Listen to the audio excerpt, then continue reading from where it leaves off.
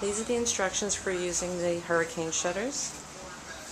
Between the two windows there are your switches. It's very easy to lower. Just press down and the shutter closes. Just be very careful that the chairs do not block the rolling shutters as they're coming down, because you will ruin the chairs or the shutters.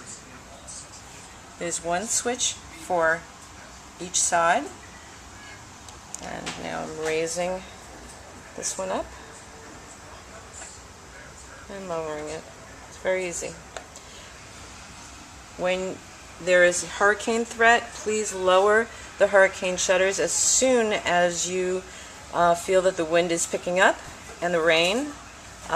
Vertical rain occurs when there is a hurricane, and it will come into the condo through the sides. You wouldn't believe it, but it does. It comes in, so that's why we have the hurricane shutters, to protect you and protect the condo. Please, please, please lower the hurricane shutters, and especially before any electricity may go out.